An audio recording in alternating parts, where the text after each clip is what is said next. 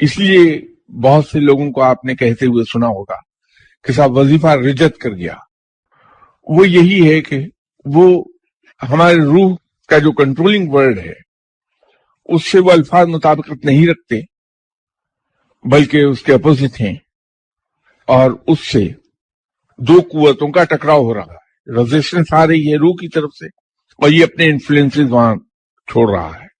تو وہاں ایک ٹکراؤ ہے مسلسل. اس ٹکراؤ سے اس کی پہلی نشانی یہ ہوتی ہے کہ انسان کے اندر فرسٹریشن پیدا ہوتی ہے.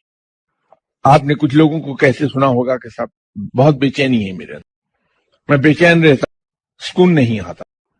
اس سے اگلا اسٹیپ یہ آتا ہے کہ ایک عجیب سی بے نام سی پریشانی اور خوف ہمارے ذہن پر طاری ہونے لگتا ہے.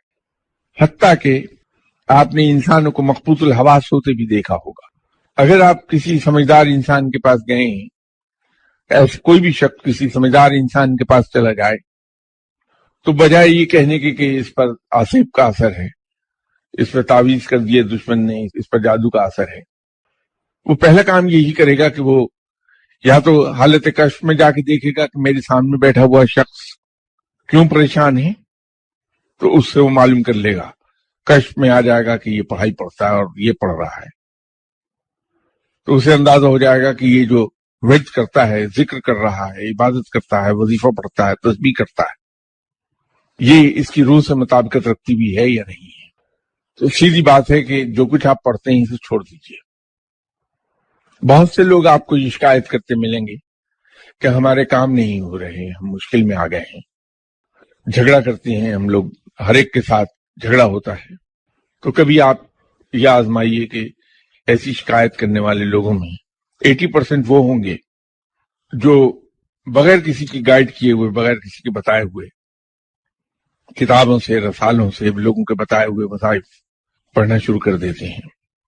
بہت لوگ مجھے ملے اور دبی زبان میں ایک شکایت کی کہ صاحب انتہائی بلند اور مستند ولی اللہ کے بتائے ہوا وظیفہ ہم نے پڑھا، فائدہ ہی کچھ نہیں ہوا، الٹا نقصان ہو رہا ہے. بڑی سادہ سی بات ہے. بات یہ ہے کہ اگر ایک صاحب روحانیت کے انتہائی بلند مقام پر بیٹھے ہیں، میں ایک آپ کو مثال عرض کر دیتا ہوں.